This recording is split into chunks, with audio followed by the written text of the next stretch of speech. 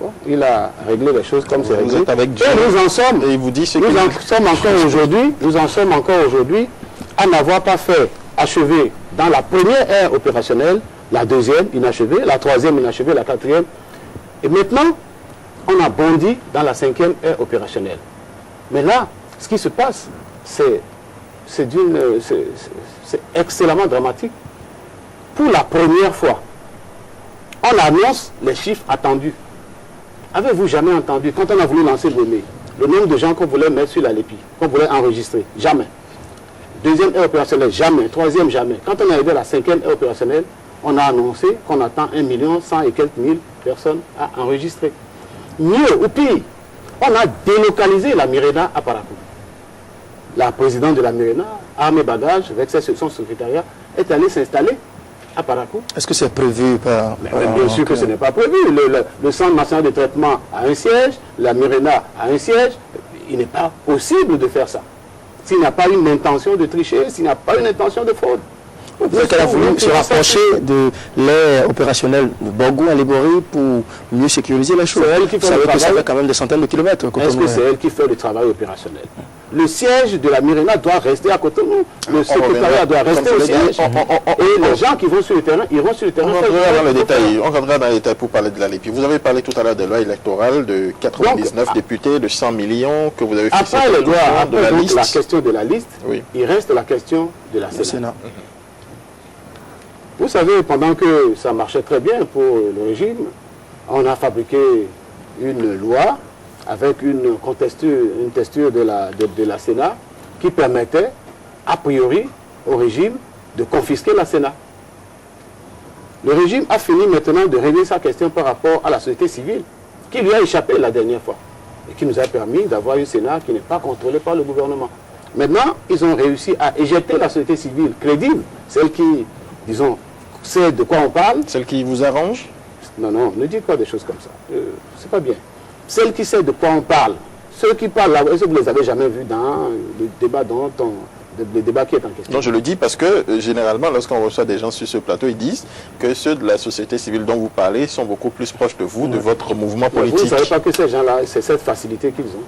Quand ils sont coincés, ils disent toujours que les autres font mal. C'est ça seuls qui savent dire. Ils ne savent jamais prouver ça. Il faut qu'ils prouvent ce qu'ils disent. Ils ne savent pas le prouver. Donc, ceux qui savent faire l'affaire ont été mis out. Et maintenant, ils ont fabriqué leur société civile. Ils veulent que bloquer, en fait, c'est ça leur stratégie. Bloquer les lois électorales. Et c'est pour ça que chaque fois on fait, on va, on revient, on demande deuxième lecture, on traîne, on finit de voter la loi à l'Assemblée, on ne transmet pas en temps et en heure. Voilà un peu les choses qui se passent. Donc, ils veulent maintenant mettre leur Sénat en marche, tel que c'est, et donc on nous fait perdre du temps. On nous tourne en rond. On demande des négociations. Après, on nie avoir demandé des négociations. Ils ont le dos au mur par rapport à la LEPI. Ils veulent en profiter pour régler, pour nous amener à leur donner une LEPI provisoire, une liste provisoire, pourrie, pour que nous allions aux élections avec. Et en même temps, disons, empêcher ou avoir un Sénat qui est à leur dévotion. Mais la question est simple. Est-ce que oui ou non, nous allons aux élections et avec quelle liste? Comment pouvez-vous imaginer qu'à moins de 3 mois des élections, nous ne sachions pas quelles sont les règles du jeu? Comment peut-on imaginer cela? Donc là, c'est le principal enjeu. Mais c'est fondamental. D'accord. Alors, on va y aller pas à pas. D'abord, les 100 millions que vous fixez comme caution, il y en a qui trouvent que c'est excessif, que c'est beaucoup plus, que c'est de la discrimination, que c'est pour exclure, disons, des Béninois qui n'ont forcément pas les moyens, puisqu'on a dit tous les Béninois ont la possibilité normalement d'être candidats à une présidentielle.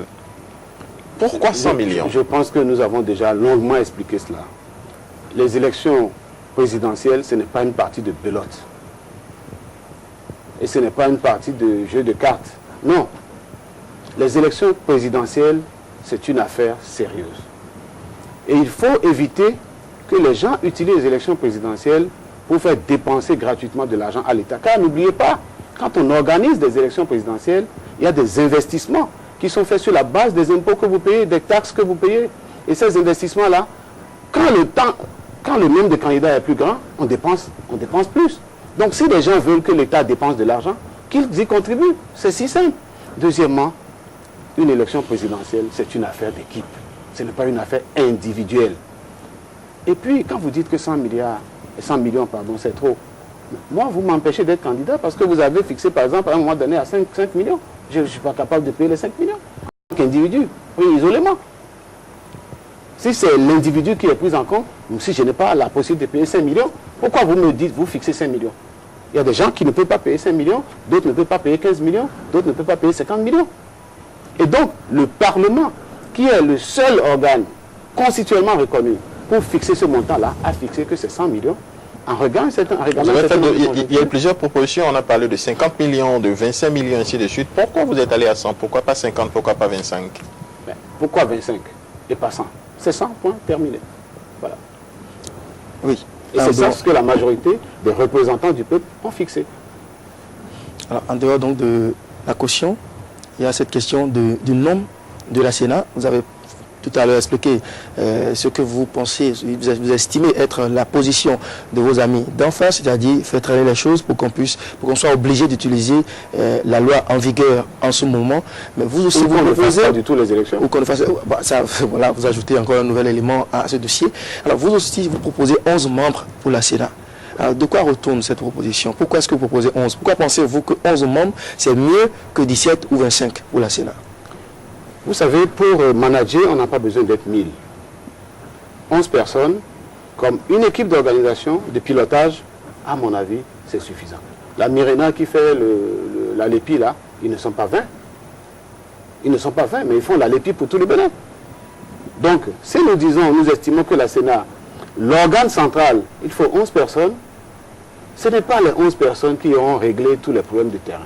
Nous avons opéré un renforcement de l'effectif au niveau des arrondissements, un renforcement de l'effectif au niveau des communes. C'est suffisant pour avoir un travail bien fait. C'est suffisant.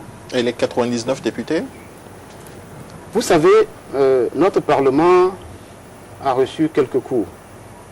Il a été mal dirigé. Nous avons un déficit en effectif. Les perspectives que nous avons pour notre pays à partir de 2011 commandent que nous ayons un Parlement à la taille de nos ambitions. Vous êtes dans un Parlement où vous avez 5 commissions, disons, reconnues.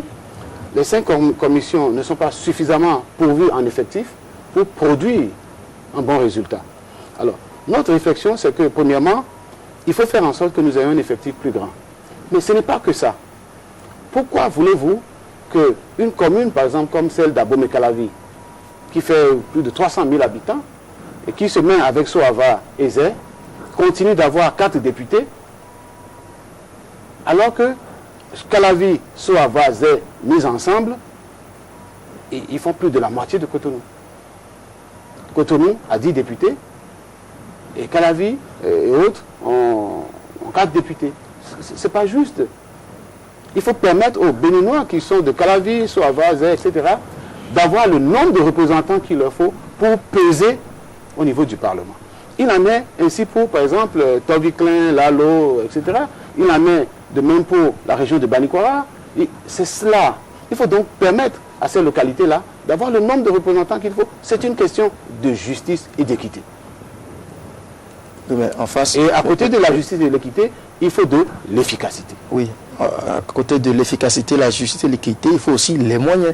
99 députés, ça suppose plus de milliards dans le budget de l'Assemblée nationale. Mais non, ne dites pas des choses comme ça. C'est vrai. C'est vrai. Mais ça ne fait pas 10 milliards, ça ne fait pas 10 milliards en plus, ça ne fait pas 5 milliards en plus, ça ne fait pas 4 milliards en plus. C'est vrai que 4 milliards, ce n'est pas peu, c'est beaucoup. Mais pour les résultats que nous voulons avoir, pour les perspectives que nous avons pour notre pays, nous avons besoin de ces effectifs-là.